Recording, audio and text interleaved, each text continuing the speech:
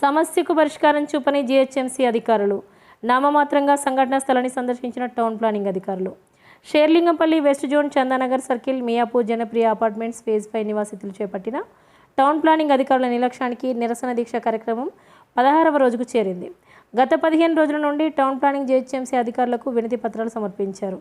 ఈరోజు కళ్ళు తెరుచుకున్న జీహెచ్ఎంసీ అధికారులు 5th ఫేజ్ జనప్రియలో కబ్జాకు గురైన స్థలాన్ని పరిశీలించారు. దానికి ఎలాంటి పరిష్కారం చూపించలేక వెళ్లిపోయారు.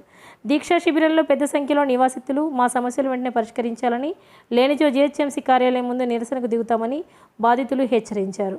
దానితో ఏమీ చేయని స్థితిలో అధికారులు ఉన్నారు. కబ్జాకు గురైన స్థలాన్ని పరిశీలించడానికి వచ్చిన అధికారుల నోట సమస్య పరిష్కారం కావాలంటే మీరు కాంప్రమైజ్ కావాలని అధికారులు చెప్పారు. దానితో బాధితులు బిత్తరపోయారు. ఏంటి అధికారి నోట కాంప్రమైజ్ అనే పదం రావడం? జనప్రియ నివాసితులు జీర్ణించుకోలేకపోయారు. కబ్జాకోర్లను శిక్షించి మా జనప్రియ భూములను కాపాడాలని అధికారుల ముందే పెద్ద ఎత్తున నినాదాలు చేశారు.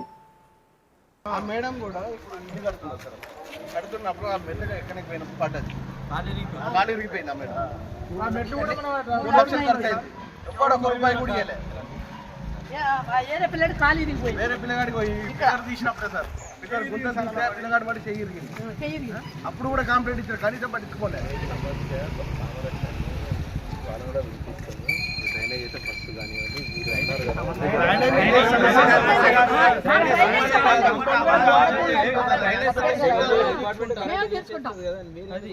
కనీసం ఊర్వనికే రాణించలేదు సార్. ఇక్కడికి మేము ధర్నా స్టార్ట్ చేసిన ఊర్వనికి కూడా పడతలేడు.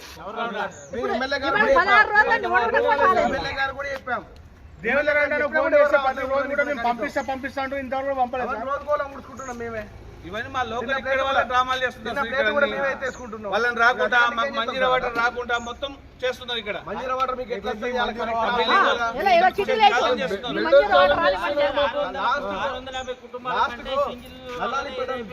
నల్లాలిపేట ఉంటుంది లైన్ మెయిన్, వాడు కూడా బెదిరిస్తాడు.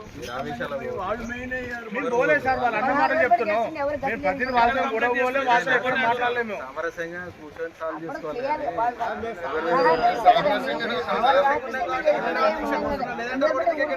ఇప్పటికి కూడా మేము 16 రోజులు కూర్చున్నా కూడా మేము వాళ్ళు ఎవరిని ఒక మాట కూడా కనీసం దీక్షా శిబిరాన్ని కూడా రాలేకుండా రేపు నుంచి మేము అలా అభిముఖంగా కూర్చుంటే రేపు నుంచి అటు ముందే కూర్చోవాలి. మనం కాకపోతే కూర్చునే ఎమ్మెల్యే గారు ఉన్నాడు, మీరు వస్తారు 2 రోజులు ఆగమంటే దాని గురించి అడిగింది. మనం తెలుసా మేము తెలుసా